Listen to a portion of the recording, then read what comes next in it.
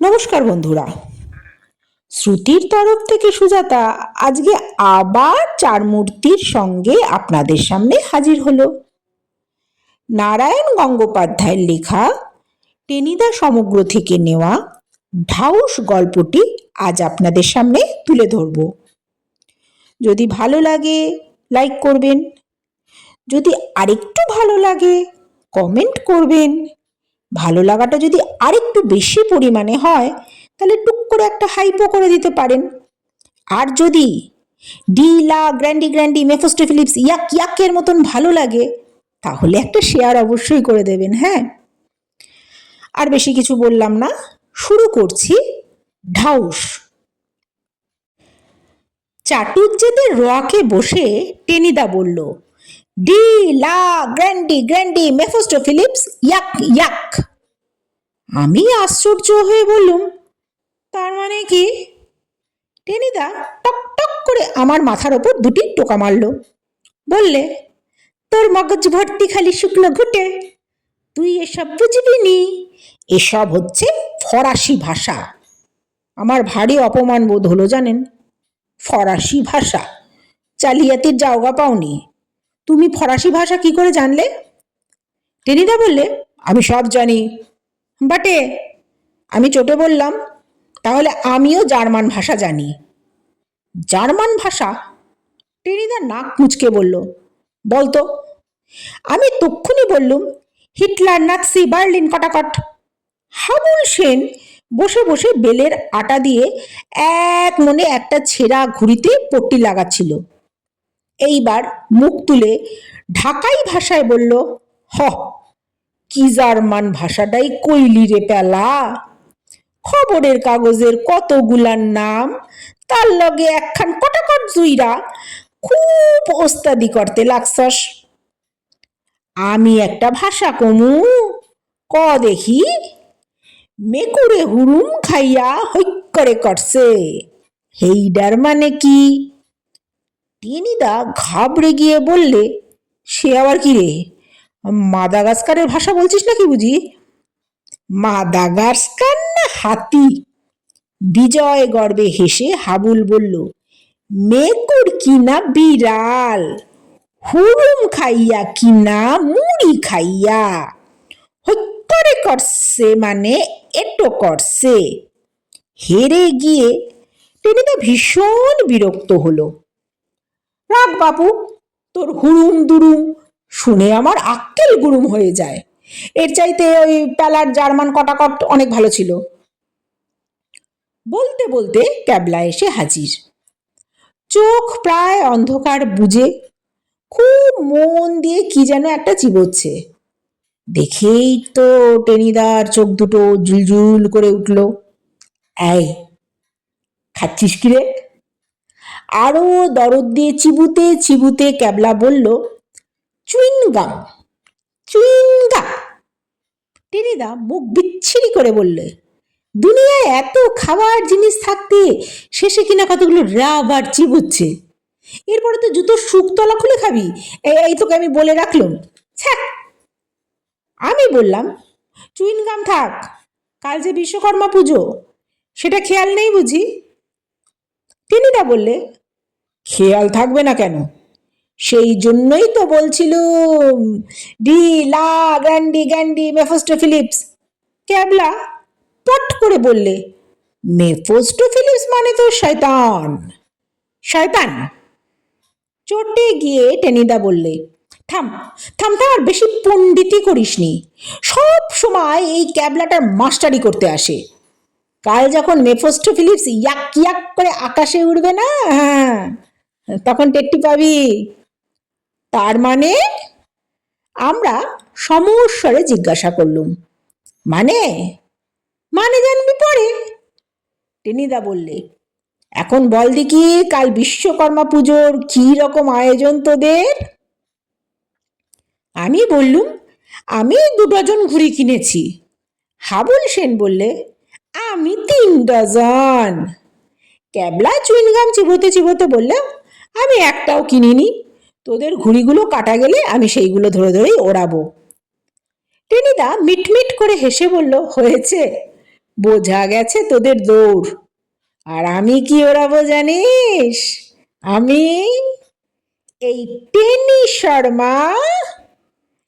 টেনিদা খাড়া নাকটাকে খাঁড়ার মতো উঁচু করে নিজের বুকে দুটো টোকা মেরে বলল, আমি যা ওড়াবো তা আকাশে বো বো করে উড়বে, গো গো করে এরোপ্লেনের মতন ডাক ছাড়বে। De la Grande Grande. বাকিটা ক্যাবলা আর বলতে দিল না, ফস করে বলে বসলো, ঢাউসগুড়ি বানিয়েছে বুঝি? বানিয়েছে বুঝি? টেনিদা রেগে ভেঙচে বলল, তুই আগে থেকে বলে দিলি কেন? তোকে আমি বলতে বারণ করেছিলুম না? ক্যাবলা আশ্চর্য হয়ে বলল, তুমি আমাকে ঢাউসগুড়ির কথা বললেই বা কখন? আর বারণই বা করলে কবে? আমি তো নিজে থেকেই ভেবে বললুম। কেন ভাবলি? টেনিদার রকে একটা কিল মেরে উঠেই উহু উহু করে উঠল।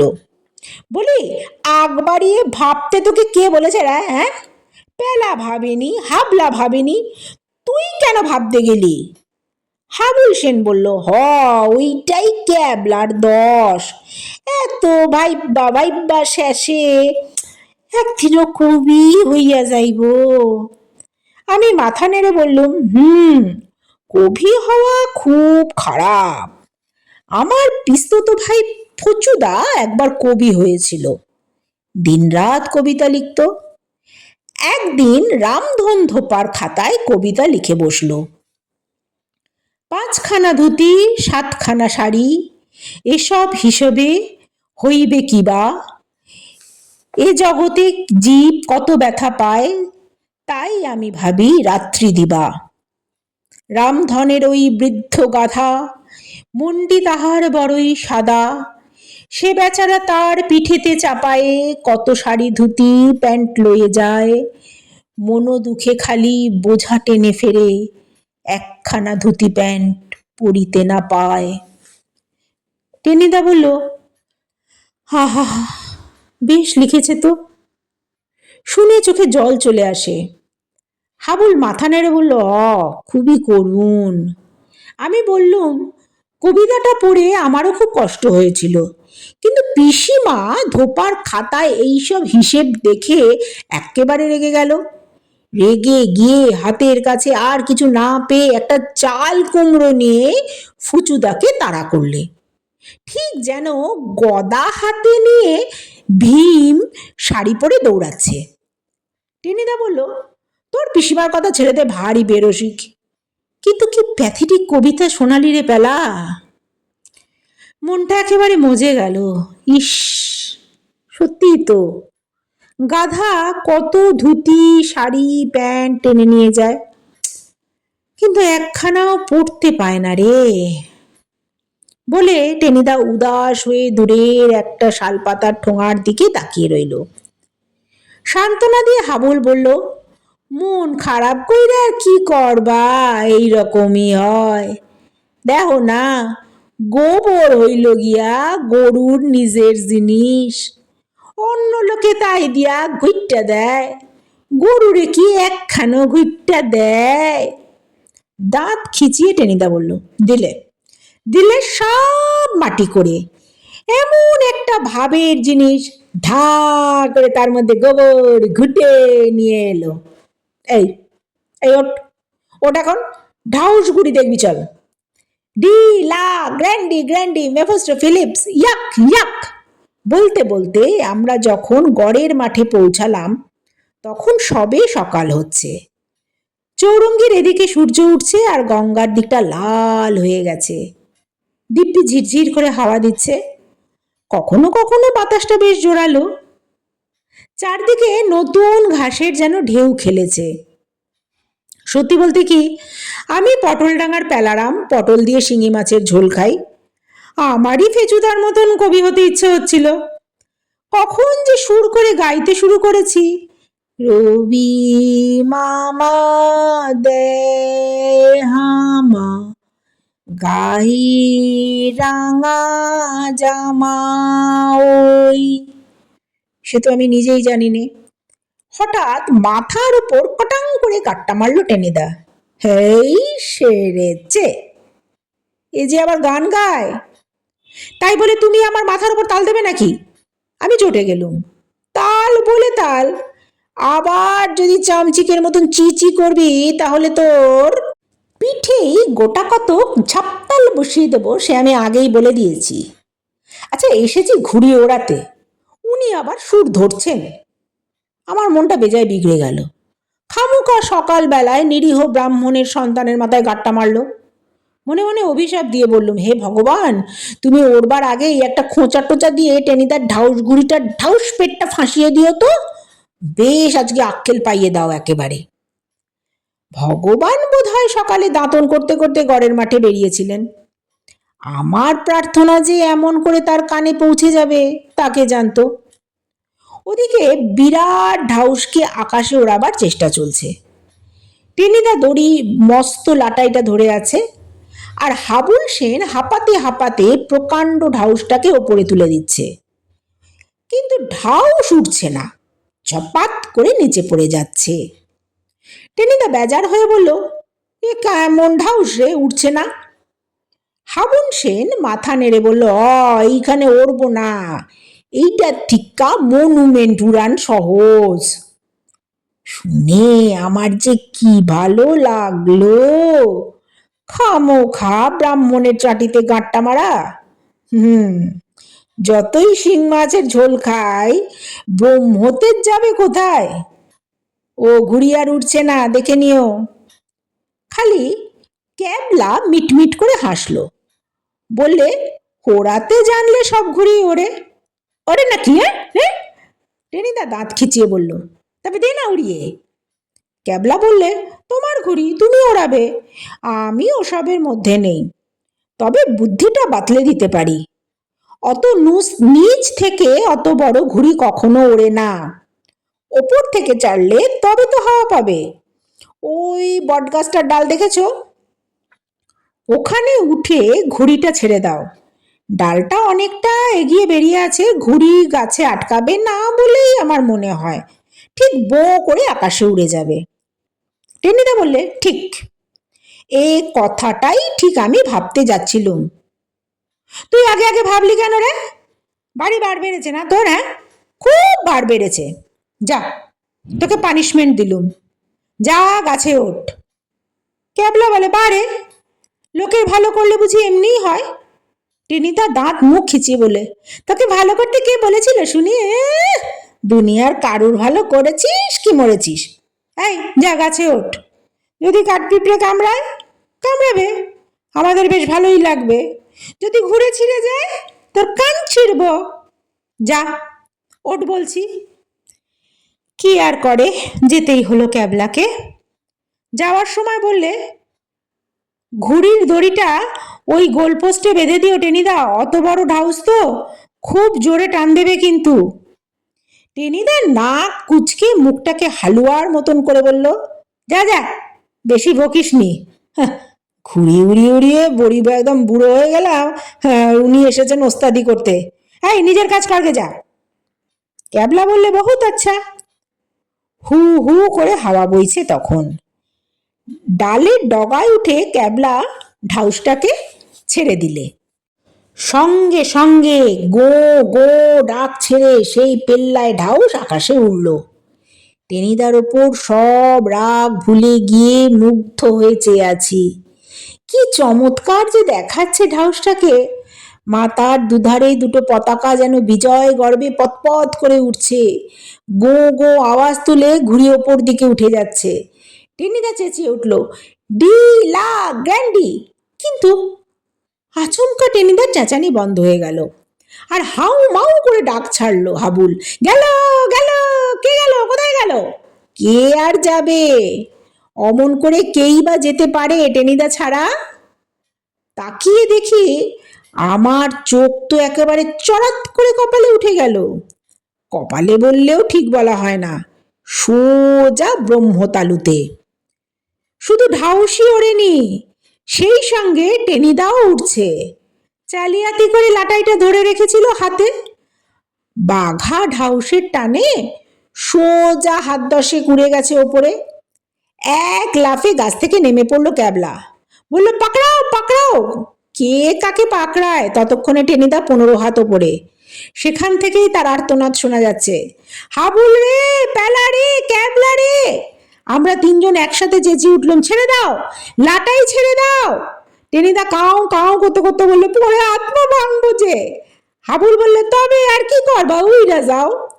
ঢাউস তখন আরো ওপরে উঠেছে, জোরালো পূবের হাওয়ায় সোজা পশ্চিম মুখ ছুটছে গো গো করতে করতে। আর জালের সঙ্গে মাকড়সা যেমন করে ঝোলে, তেমনি করে মহাশূন্যে ঝুলতে ঝুলতে চলেছে টেনিদা। পেছন পেছন আমরাও ছুটলুম খানিকক্ষণ। সে কি দৃশ্য! তোমরা যে কোনো রোমাঞ্চকর সিনেমাতেও তা দেখনি। ওপর থেকে টেনিদা তারস্বরে চেঁচিয়ে বলল, কোথায় উড়ে যাচ্ছি বলতো? ছুটতে ছুটতে আমরা বললুম, গঙ্গার দিকে। হ্যাঁ? ত্রিশূন্য থেকে টেনিদা কেউ কেউ করে বলল, গঙ্গায় পড়ে যাবো নাকি? হাবুল বললে, হাওড়া স্টেশনেও যাইতে পারো। হ্যাঁ? আমি বললুম, বর্ধমানেও নিয়ে যেতে পারে। বর্ধমান? বলতে বলতে শূন্যে একটা ডিগবাজি খেয়ে গেল টেনিদা। ক্যাবলা বললে, দিল্লি গেলেই বা আপত্তি কি? সোজা কুতুব মিনারের চূড়ায় একেবারে নামিয়ে দেবে। টেনিদা তখন প্রায় 25 হাত ওপরে। সেখান থেকে গোঙাতে গোঙাতে বললে, হে যে আরো ওপরে উঠছে। আচ্ছা, দিল্লি গিয়ে থামবে তো, ঠিক বলছিস? আমি ভরসা দিয়ে বললুম, না থামলেই বা ভাবনা কি, হয়তো মঙ্গল গ্রহে নিয়ে যেতে পারে তোমাকে। মঙ্গল গ্রহ? আকাশ ফাটিয়ে আর্তনাদ করে উঠল টেনিদা। আমি মঙ্গল গ্রহে এখন যেতে চাচ্ছি না, যাওয়ার কোনো দরকারও দেখছি না। ক্যাবলা বললে, তবু যেতেই হচ্ছে। যাওয়াই তো ভালো টেনিদা, তুমি বোধ হয় প্রথম মানুষ যে মঙ্গল গ্রহে যাচ্ছ। আমাদের পটল ডাঙার কত বড় গৌরব সেটা ভেবে দেখো। চুলোয় যাক পটল ডাঙা। আমি কিন্তু। টেনিদা আর বলতে পারলো না। তক্ষুনি শূন্যে একটা ডিগবাজি খেলো। খেয়েই আবার কাউ কাউ করে বলল, ঘুরপাক খাচ্ছি যে। আমি মোটেও ঘুরতে যাচ্ছি না, তবু বউ করে ঘুরে যাচ্ছি। ঘুড়িটা তখন ক্যালকাটা গ্রাউন্ডের কাছাকাছি। আমরা সমানে পেছন পেছন ছুটছি। ছুটতে ছুটতে আমি বললাম, ওরকম ঘুরতে হয়, ওকে মাধ্যাকর্ষণ বলে। সায়েন্স পড়নি? অনেক ওপর থেকে টেনিদা কি যেন বলল, আমরা শুনতে পেলুম না। কেবল খানিকটা কাউ কাউ আওয়াজ ভেসে এলো। ওদিকে ঢাউস যত গঙ্গার দিকে এগোচ্ছে, তত হাওয়ার জোর আরো বাড়ছে। পেছনে ছুটতে ছুটতে আমরা আর কুলিয়ে উঠতে পারছি না। টেনিদা উঠছে আর ডিগবাজি খাচ্ছে, ডিগবাজি খাচ্ছে আর উঠছে।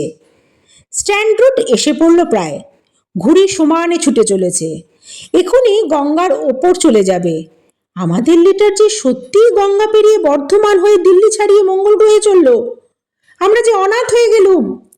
আকাশ থেকে টেনিদা আবার আর্তস্বরে বলল, সত্যি বলছি, আমি মঙ্গল গ্রহে যেতে চাই না, কিছুতেই যেতে চাই না। আমরা এইবারে এক বাক্যে বললুম, না তুমি যেও না, কিন্তু আমাকে নিয়ে যাচ্ছে যে, তাড়াতাড়ি ফিরে এসো। ক্যাবলা জানিয়ে দিল, আর পৌঁছেই একটা চিঠি লিখো। আমি আরো মনে করিয়ে দিলুম, চিঠি লেখাটা কিন্তু খুব দরকার। টেনিদা বোধহয় বলতে যাচ্ছিল নিশ্চয়ই চিঠি লিখবো, কিন্তু পুরোটা আর বলতে পারলো না। একেবারে কাউ কাউ কোক করে থেমে গেল। আমরা দেখলুম ঢাউস গোত্তা খাচ্ছে। সে কি গোত্তা! মাথা নিচু করে বো বো শব্দে নামছে তো নামছেই। নামতে নামতে একেবারে ঝপাস করে সোজা গঙ্গায়। মঙ্গল গ্রহে আর গেল না, মত বদলে পাতালের দিকে রওনা হলো। আর টেনিদা? টেনিদা কোথায়? সেও কি ঘুড়ির সঙ্গে গঙ্গায় নামলো? না, গঙ্গায় নামেনি তো। টেনিদা আটকে আছে, আটকে আছে আউটরাম ঘাটের কাছে একটা মস্ত গাছের মগডালে। আর বেজায় ঘাবড়ে গিয়ে একদল কাক কা কা করে টেনিদার চারপাশে চক্কর দিচ্ছে। ছুটতে ছুটতে আমরা গাছতলার কাছে এসে হাজির হলাম। কেবল আমরাই নই, চারদিক থেকে তখন প্রায় 100-2 লোক জড়ো হয়ে গেছে সেখানে। পোর্ট কমিশনারের খালাসি, নৌকোর মাঝি, দুটো সাহেব, তিনটে মেম, কে নেই? ও মাই গড, হোয়াটস দিস বলে একটা মেম ভেমড়ি খেলো। কিন্তু তখন আর মেমের দিকে কে তাকায়? আমি চেঁচিয়ে বললুম, টেনিদা তাহলে মঙ্গল গ্রহে গেল না শেষ পর্যন্ত? টেনিদা ঢাউস ঘুড়ির মতন গো গো আওয়াজ করে বলল, কাকে ঠোকরাচ্ছে? নেমে এসো তাহলে। টেনিদা গা গা করে বলল, পারছি না, উফ, কাকে মাথা ফুটো করে দিল। পোর্ট কমিশনারের একজন কুলি তখনই ফায়ার ব্রিগেডে ফোন করতে ছুটল। ওরাই এসে মই দিয়ে নামিয়ে আনবে। চাটুজ্যেদের রোয়াকে বসে আমি বললুম, ডি লা গ্র্যান্ডি। সারা গায়ে আইডিন মাখানো টেনিদা কাতর স্বরে বলল, থাক, আর বলিস নে, ওর চাইতে একটা করুণ কিছু বল। তোর ফুচুদার লেখা রামধনের ওই বৃদ্ধ গাধার কবিতাটাই শোনা ভাই, ভারী প্যাথেটিক, ভারী প্যাথেটিক। শেষ হলো নারায়ণ গঙ্গোপাধ্যায়ের লেখা ঢাউস। কেমন লাগলো জানাতে ভুলবেন না কিন্তু।